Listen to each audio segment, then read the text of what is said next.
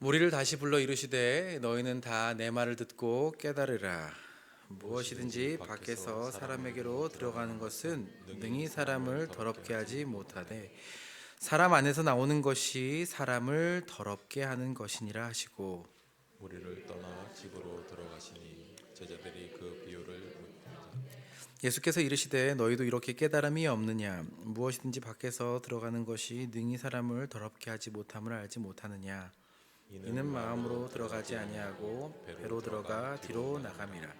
이러므로 모든 음식물을 깨끗하다 하시니라.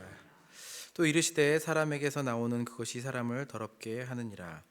속에서 곧 사람의 마음에서 나오는 것은 악한 생각 곧 음란과 도둑질과 살인과 간음과 탐욕과 악독과 속임과 음탕과 질투와 비방과 교만과 우매함이니 이 모든 악한 것이 다 속에서 나와서 사람을 더럽게 하느니라. 아멘. 네, 오늘 말씀을 통해 또 우리를 더럽게 하는 것들이라는 제목으로 우리 하나님 말씀 살펴보겠습니다. 우리가 함께 읽은 본문은 이 배경이 된 논쟁이 1절에서부터 13절까지 이제 기록되어 있습니다. 예수님을 따르는 제자 중에 몇 사람이 씻지 않은, 즉 부정한 손으로 음식 먹는 것을 보면서 바리새인들과 서기관들이 예수님께 고발하는 내용이 이제 5절에 기록되어 있는데, 어떻게 고발하냐가 이렇게 기록되어 있습니다. 제가 5절을 읽어보겠습니다. 이에 바리새인들과 서기관들이 예수께 묻되 어찌하여 당신의 제자들은 장로들의 전통을 준행하지 아니하고 부정한 손으로 떡을 먹나이까? 라고 고발합니다. 그 내용을 보면 왜 당신의 제자들은 장로들의 전통을 준행하지 않고 부정한 손으로 음식을 먹습니까? 라는 내용입니다. 엄밀히 보면 제자들이 어긴 것이 모세의 율법이 아닙니다. 그들이 모세의 율법을 어겼다고 지적하고 고발하는 것이 아니라 장로들의 전통이라고 부르는 규범들인데요. 그 조금 더 구체적인 내용이 7장 3절과 4절에 이렇게 기록되어 있습니다. 우리 3절 4절은 우리 같이 한번 한 목소리를 읽어보겠습니다. 시작. 바리새인들과 모든 유대인들은 장로들의 전통을 지키어 손을 잘 씻지 않고서는 음식을 먹지 아니하며 또 시장에서 돌아와서도 물을 뿌리지 않고서는 먹지 아니하며 그 외에도 여러 가지를 지켜오는 것이 있으니 잔과 주발과 놋그릇을 씻음이러라. 한마디로 말하면 지금 종교 지도자들 바리새인들과 서기관은 예수 너의 제자들이 어쩌면 율법과 거의 비슷하게 소중하고 우리를 깨끗하게 만드는 왜 이 전통을 안 지키고 있느냐, 손도 안 씻고 음식을 먹으니 부정한 것 아니냐, 이렇게 고발하는 겁니다. 하지만 이들의 고발은 이전에도 그랬듯이 어떻게 보면 율법을 더 잘 지켜서 하나님을 섬기자는 마음보다, 전통을 정말 잘 따르고자 하는 열심보다는 이를 통해 예수 그리스도의 권위를 손상시키려는 의도가 다분한 고발입니다. 이러한 논쟁을 통해 주님께서는 주님을 따르는 무리와 제자들에게 당시 그 종교 지도자들이 했던 주장처럼 그렇게 살아가는, 율법에 어쩌면 종이 노예로 살아가는 것이 아니라 자유케 하시는 주님의 가르침을 듣고 깨닫기를 원하시면서 오늘 14절부터 그 비유를 풀어서 설명해 주십니다. 먼저 그들은 더럽다라고 얘기하지만 주님께서는 먼저 우리를 더럽게 하지 못하는 것이 무엇인지에 대해서 말씀해 주시고 왜 그런지 이유에 대해서도 15절과 19절에 이렇게 말씀하십니다. 제가 한번 읽겠습니다. 무엇이든지 밖에서 사람에게로 들어가는 것은 능히 사람을 더럽게 하지 못한다, 이렇게 말씀하십니다. 19절에도 왜 그것이 더럽게 하지 못하는지 이유를 설명해 주는데 19절에 우리 한 목소리로 한 번만 더 읽겠습니다. 시작. 이는 마음으로 들어가지 아니하고 배로 들어가 뒤로 나감이라. 이러므로 모든 음식물을 깨끗하다 하시니라. 아멘. 그러니까 사실 너무나 당연하고 자명한 진리 아닙니까? 모든 음식이 깨끗하다. 왜 그렇습니까? 밖에서 들어가는 것은 배로 들어가서 배설물로 나오기 때문에 이 음식이 사람을 더럽히게 하는 것이 아니라는 게 예수님의 가르침과 주장입니다. 이것은 당시 유대인들과 율법학자 바리새인들과 이 서기관의 주장들과는 정면으로 배치되는 것입니다. 앞서 말씀드린 것처럼 그들은 씻지 않는 손으로 만진 그 음식을 먹는 제자들 향해서 부정하다라고 고발하지 않습니까? 이 부정한 음식, 정한 음식, 이 음식에 대한 규례가 레위기 11장에 기록되어 있는데요. 종교 지도자들과 바리새인들, 이 서기관들은 모세를 통해 주어진 그 율법을 따라서 정한 음식과 부정한 것들을 잘 알고 있었고, 어떻게 부정한 것들에 접촉했을 때 자신도 부정하게 되는지, 그리고 또 어떻게 정결하게 되는지도 알고 있었습니다. 그러니까 사실 부정한 것, 정한 것, 부정한 음식, 정한 음식, 부정한 것에 접촉됐을 때 나도 부정하게 되고 어떻게 정결하게 되는지, 이런 것들을 율법을 통해서 잘 알고 있었기 때문에 어쩌면은 이 눈에 보여지는 것들을 통해서 무엇이 부정한 것인지 또 정결한 것인지를 구분하고 지켜온 사람들이었습니다. 이 율법만이 아니라 여기에 뭘 더해집니까? 장로들의 해석과 전통까지 더해서 정말 철저히 정결을 지켜왔기 때문에, 여러분 생각해 보십시오. 외부에서 무엇을 만졌을지 모르는, 그리고 그 손으로 씻지 않은 손으로 음식을 먹음으로써 부정하게 되는 것을 스스로가 방지하는 것은 어떻게 보면은 그들에게 자연스러운 습관이었을 것입니다. 하지만 주님께서는 그들의 신념과 가르침과는 다르게 오히려 모든 음식물은 깨끗하다라고 정반대되는 주장을 하시면서 그 율법이 가르치는 바가 정말 뭔지를 이렇게 설명해 주십니다. 그 율법의 목적이 사실 앞서 말씀드렸던 부정정결법, 그런 부정한 음식, 정한 음식이 나오는 레위기 11장 말미에 기록되어 있습니다. 무엇이 정하고 무엇을 먹어야 되고 먹지 말아야 될 것을 가르쳐 주신 하나님께서 마지막에 레위기 11장 44절과 45절에 이렇게 기록하고 계십니다. 제가 44절 읽고 여러분이 한번 45절 읽어주세요. 나는 여호와 너희의 하나님이라. 내가 거룩하니 너희도 몸을 구별하여 거룩하게 하고 땅에 기는 길짐승으로 말미암아 스스로 더럽히지 말라. 나는 너희의 하나님이 되려고 너희를 애굽 땅에서 인도하는 여호와라. 내가 거룩하니 너희도. 아마 잘 아시는 말씀입니다. 하나님께서는 모세를 통해서 오랫동안 애굽에서 종살이하던 자신의 백성을 정말 크신 능력으로 구원해 주셨습니다. 그리고 광야를 지나 가나안을 향해 가면서 사실 여호와에 대해서는 잘 알지 못했던 그 노예 생활했던 이스라엘 백성들에게 여호와 하나님이 누구신지 기적과 기사를 통해서 또 인도하심을 통해서 무엇보다 율법을 주심으로 말미암아 여호와 하나님이 어떠한 분이신지 이스라엘 백성들을 가르쳐 주셨습니다. 그분이 어떤 분이십니까? 바로 거룩하신 분이라는 사실입니다. 그리고 우리를 부르신 그분께서 거룩하시기 때문에 그분의 백성인 우리에게도 그 거룩을 요구하신다는 사실을 끊임없이 가르쳐 주셨습니다. 특별히 어떻게 가르쳐 주셨습니까? 매일 일상에서 마주하는 활동이나 앞서 말하는 것처럼 음식, 먹는 것들, 너무나 일상적이고 반복적인 생활 양식들을 통해서 내가 거룩하고 너희도 거룩하라 라고 가르쳐 주셨습니다. 사실 보십시오. 정한 음식과 부정한 음식, 날마다 음식을 먹어야 되는데 무엇이 정한고 무엇이 부정한지를 살피면서 먹을 때 그들은 시각적으로 하나님이 얼마나 거룩하신지, 그리고 부정한 것들을 멀리하고 하나님께서 정해주신 음식을 먹으면서 하나님과의 교제를 가로막는 장벽으로서 부정한 것, 죄가 어떤 것인지 그것들을 이렇게 가르쳐 주신 것입니다. 정상적으로라면 이러한 가르침을 따라 살 때 여러분, 율법을 알면 알수록, 지키면 지킬수록 무엇을 깨달아 가야 합니까? 정말 지키기가 어렵구나. 하나님이 거룩하시다고 하시는데 정말 이런 것들까지도 지켜야 하다니 그분이 정말 거룩하심의 기준이 높다. 이것들을 알아가게 되지 않겠습니까? 하지만 바리새인들은 정반대의 일을 행하기 시작합니다. 그들은 하나님이 주신 율법을 문자적으로만 지키면서 스스로 정결케 되었다라고 믿기 시작합니다.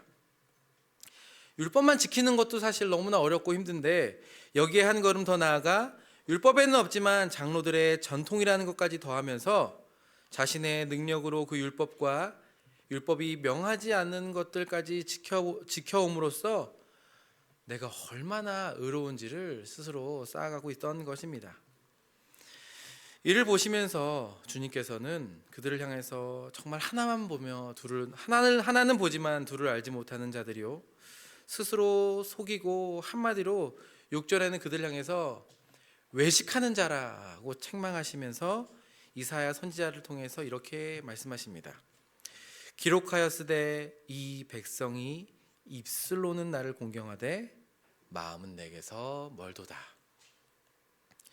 입술이 뭡니까? 겉으로 보여지는 율법과 전통으로는 하나님을 섬기는 것 같지만 그들의 마음에 하나님을 사랑하고 경외함이 없고 오히려 하나님께 멀어진 자들이라고 지적하지 않습니까? 어떻게 압니까? 마음이 멀어진 것을. 바로 뒤이어서 주님께서는 그 마음으로 멀어진 태도가 어떻게 드러나는가? 바로 너희들이 전통이라고 만든 그 사람의 계명을 오히려 교훈으로 삼아서 하나님의 계명을 버리고 헛되이 경배하는 것으로 나아가지 않았느냐라고 지적하십니다. 예를 들어서 이제 바로 뒤에 이어 부모를 공경하라. 우리가 아는 10계명의 제 5계명이 있지 않습니까? 분명히 하나님의 계명은 부모를 공경하라는 것이 우선시 됨에도 불구하고 그들은 뭘 만듭니까? 고르반이라고 하여서 사람이 만든 전통을 따라서 부모를 그렇게까지 공경하지 않아도 될 수 있는 법을 만들고 하나님의 명령을 정면으로 어김에도 불구하고 합리화하고 오히려 스스로 만든 그 규칙들을, 계명들을 지켜나가고 있지 않습니까? 바리새인과 서기관이 보기에는 예수님과 그 예수를 따르는 제자들이 그 전통을 어겨서 부정한 자들이라고 비판하고 고발하지만 주님께서 보시기에는 바로 그 바리새인들과 서기관들이야말로 겉으로는 깨끗해 보이고 겉으로는 하나님께 가까운 것 같지만 입술만 그럴 뿐이고 하나님께 마음이 멀어진 자고 하나님의 계명을 버린 부정한 자들이다라고 역으로 고발하시는 겁니다. 때문에 여러분, 율법은 그 목적이 분명합니다. 앞서 말씀하신 것처럼 하나님이 얼마나 거룩하신지를 알게 하는 것이 율법을 통해서 우리에게 가르쳐 주시는 것입니다. 동시에 그 율법에 얼마나 우리가 도달하지 못하는가, 그 율법의 기준에 얼마나 멀리 있는 자신을 보게 하는 것입니다. 사실 우리는 율법에 대해서 늘 그렇지 않습니까? 조금 지킨 거 가지고는 자랑하고 안 지킨 사람들은 판단하고 결국 그러면서 또 다른 죄를 짓는 자신의 모습과 무능력을 우리는 율법을 정직하게 대하면 대할수록 보게 됩니다. 말씀을 읽는데 저희 집에도 자신의 전통을 따라 정결법을 지키는 행하는 자녀가 있습니다. 제가 보면서 깜짝 놀랐습니다. 아니, 누구라고 말씀을 드리기는 어렵지만 저희 가정에는 화장실을 다녀와서 손을 씻지 않으면은 거의 뭐 이렇게 범죄자처럼 쳐다보고 가까이 하지 못하게 하는 분이 계십니다. 또 다른 자녀는 손이 아니라 정말 발까지 정결케 하고 정말 뭘 왜 닦는지 저희는 모르겠는데 열심을 다하는 자녀가 저희 가정에 두 자녀가 있습니다. 이것 때문에 논쟁을 한 자녀도 있습니다. 논쟁한 적도 있습니다, 진짜로. 제가 이제 막내를 이렇게 화장실에서 이렇게 돌볼 때면은 저는 분명히 뭔가 막내를 돌본 것밖에 없는데 막내도 손을 씻어야 되고 저도 정결하지 않았다고 비난을 하는 겁니다. 그래서 내가 직접적으로 닿은 게 없는데 내가 왜 씻어야 되느냐 논쟁을 한 적도 있습니다. 뭐 어쨌든 그 뭐 공기와 뭐 수많은 논리로 같이 갔던 저도 씻는 게 당연하다라는 게 저희 자녀들의 논리였습니다. 그런데 대화를 하면 할수록 알지 않습니까? 손을 씻는 거 당연히 중요합니다. 그런데 이제 저는 이제 그런 생각이 들지 않게 손만 씻으면 정말 정결해지는가? 아이들 손을 씻고 어떻게 합니까? 맨날 이렇게 닦아요. 도대체 왜 그렇게 닦을 거를 그렇게 씻는지는 저는 알지 못합니다. 수건이라고 깨끗합니까? 발을 씻는 자녀가 믿습니다. 그 자녀와도 몇 번 충돌을 하는데 늘 저는 이제 혹시 욕실에서 좀 넘어질까봐 물을 닦고 건조기를 막 돌리는 편에 속하는데요. 이 발을까지 정결하게 하는 자녀는 늘 발을 씻고 그 건조시킨 화장실에 물을 적셔서 제가 넘어질 뻔한 적이 한두 번이 아니었습니다. 그러니까 제가 너무 화가 나는 겁니다. 너가 씻는 건 좋은데 이러면 위험하다, 힘들다, 화가 난다. 그래서 그들은 정결 예식을 행한다고 행하지만 결국 하는 것은 누구를 정죄하고 판단하고 저와 다툼만 나지 않는 적이 왕왕 있습니다. 여러분 어떻습니까? 우리가 옳다는 것, 지키는 것 중요하지만 결국 가만히 살펴보면 우리가 지키는 몇 가지에 매여서 우리는 그러지 않은 사람들을 판단하고 정죄하고 비난하고 오히려 우리가 지키지 않는 것들은 보지 못할 때가 많지 않습니까? 바리새인과 서기관들, 그들이 자랑하는 율법과 그들의 전통은 그들 자신의 의로움을 증명하기보단 역설적으로 그들의 죄와 허물, 연약함과 모순됨을 드러내 보여주고 있다는 사실입니다. 이처럼 본질을 꿰뚫어 보시는 주님께서는 그들의 외식과 모순됨을 지적하신 후에 정말로 더럽게 하는 것이 무엇인지, 그것은 바로 우리의 마음으로부터 나오는 것이다라고 말씀하십니다. 21절과 22절 말씀인데요. 우리 같이 한번 천천히 한번 우리 아이들도 함께 읽어보겠습니다. 시작. 속에서 곧 사람의 마음에서 나오는 것은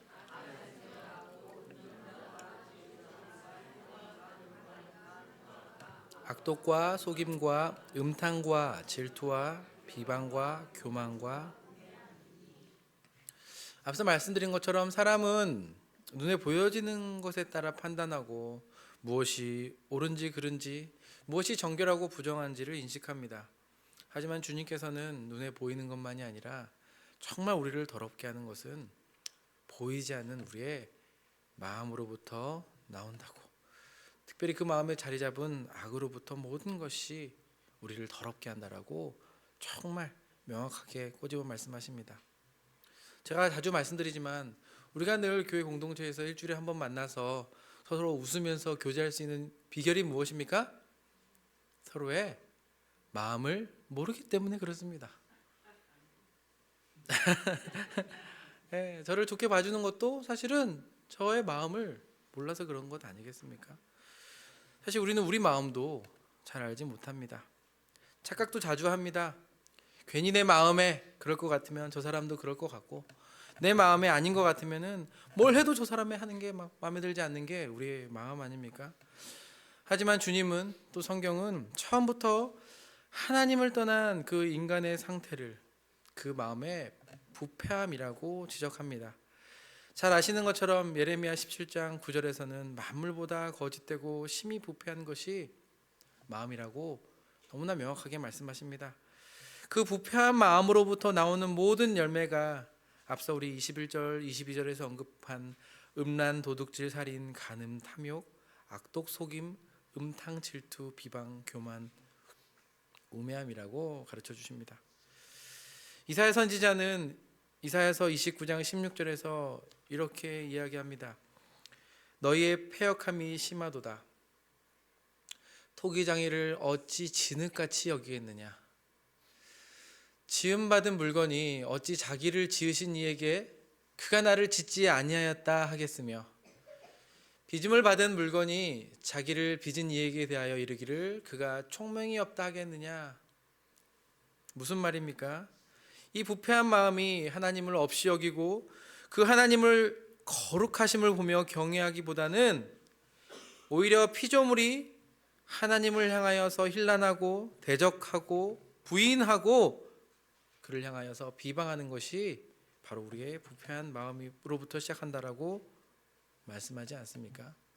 오히려 우리 주님께서는 이 종교 지도자들이 눈으로 겉으로 보이는 것들에 주목하고 있을 그때에 우리의 마음에 있는 것들을 밝히 드러내 보여주십니다. 무엇이 정말 문제인지 아시기 때문에 주님께서는 모든 음식은 오히려 깨끗한 것이다 라고 너무나도 명쾌하게 선언해 주십니다. 왜 그렇습니까? 이 모든 악한 것이 속에서 나와서 우리를 더럽게 하기 때문에 그렇습니다. 부패한 마음으로부터 나오는 것이 우리를 더럽게 하는 것이라고 가르쳐 주십니다. 모든 논쟁이 끝난 것 같습니다. 너무 클리어하지 않습니까? 너무나 깔끔하지 않습니까? 시원하십니까? 근데 주님께서 봐라, 이제 모든 음식은 먹어도 된다 라고 끝내신 것이 아니라 우리를 더럽게 하는 것이 우리 속에서 나와서 우리를 더럽게 한다. 이 말씀은, 이 가르침은 여기서 그치는 것이 아니라 자연스럽게 다음 질문을 우리에게 묻게 합니다. 그것이 무엇입니까?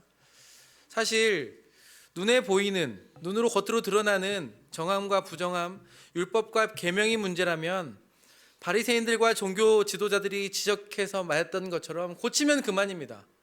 씻고 먹으면 되는 겁니다. 하지만 주님께서 지금 말씀하셨던 것처럼 그것이 우리를 더럽게 하는 것이 아니라 근본적인 문제가 우리 마음으로부터 나오는 것이 문제라면 해결이 뭡니까? 우리의 마음을 바꿔야 하는데 그게 어떻게 가능하냐는 질문이 따라 나오지 않겠습니까? 우리는 우리 마음에 선한 것이 하나도 없다는 사실은 이제 조금 이해합니다. 우리의 마음이 얼마나 부패하고 왜곡됐는지도 압니다. 그렇기 때문에 우리가 더 분명하게 알 수 있는 사실은 이 마음을 바꾸는 이 문제의 해결이 우리 안에 없음을 알게 됩니다. 답답하지만, 탄식하지만, 문제도 알지만 우리 스스로 할 수가 없다는 겁니다. 하지만 여러분, 기쁜 소식이 또 무엇입니까? 이 가르침이 너무나도 무겁고 어떻게 내 마음을 바꿀 수 없는 그 자리에 오늘 이 가르침을 주시는 주님께서 그 자리에 함께 하신다는 사실입니다. 여러분, 누가복음 18장에는 잘 아시는 것처럼 성전에 올라가는 두 사람의 기도가 등장합니다. 한 명은 세리고 한 명은 바리새인들이 성전에 올라가서 기도합니다. 바리새인들이 뭐라고 기도합니까? 누가복음 18장 11절에 이렇게 기도합니다. 우리 같이 한 목소리 읽어보겠습니다. 시작. 나는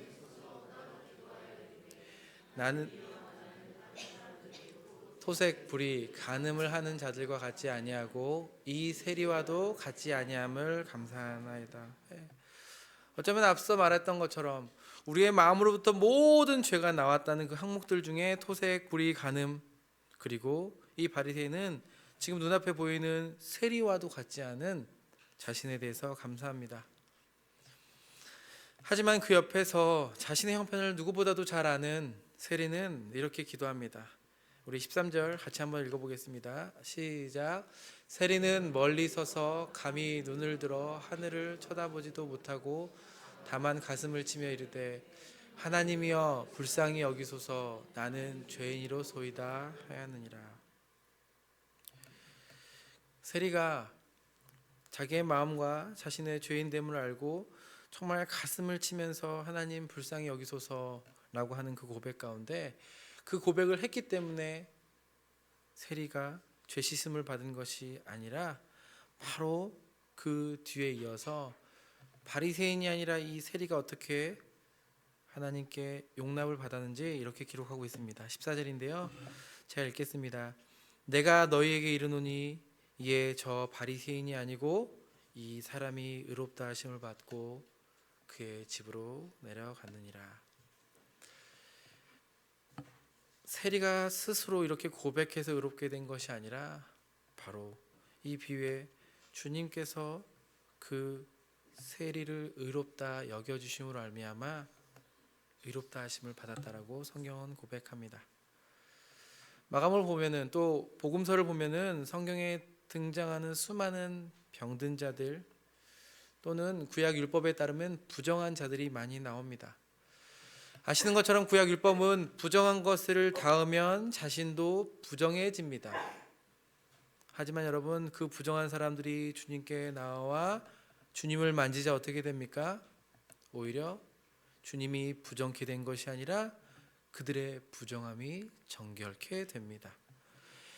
예수님께 나오는 모든 자들이 깨끗함을 입은 것처럼 우리의 더러운 마음을 깨끗하게 해주실 수 있는 분은 오직 그 자리에서 이 가르침을 주시는 예수 그리스도께 있다라고 말씀해 주십니다. 우리의 육신의 몸은 그분의 만져주심으로, 심지어 죽었던 여인의 손을 잡아 일으켜 주심으로 살려주시고 고쳐주실 수 있고, 부정한 우리의 육체를 깨끗해 하실 수 있지만, 부패해진 우리의 마음은 어떻게 깨끗해집니까? 바로 그리스도의 십자가를 통해 그분의 죄 없으신 분이 죽으심으로 말미암아 죄로 인해 부패한 우리의 마음이 씻겨집니다. 비어있는 우리의 마음에 성령을 부어주셔서 그리스도의 사랑을 알게 하셔서 우리로 하여금 새 마음으로 주님을 따르게 하십니다. 사랑하는 성도 여러분, 우리를 정말 더럽게 하는 것이 어디서부터 나오게 하시는지 가르쳐 주신 주님께 감사합시다. 가르쳐만 두시고 너의 마음이 부패하다, 너희도 똑같다 라고 우리를 그대로 두지 아니하시고 깨닫기를 원하시고 가르쳐 주시면서 믿음 안에서 우리를 지금 바로 눈앞에 있는 그 그리스도께로 초대하시는 주님께 찬양을 드립니다. 우리 안에 더러운 마음을 십자가로 정결케 하시고 그 우리의 완악하고 부패한 마음에 새 영과 새 마음을 불어넣어 이제 진짜 율법이 명하는 대로 우리의 온 마음과 뜻과 생명을 다하여서 주님을 따르게 하시는 그 주님께 나아가도록 합시다.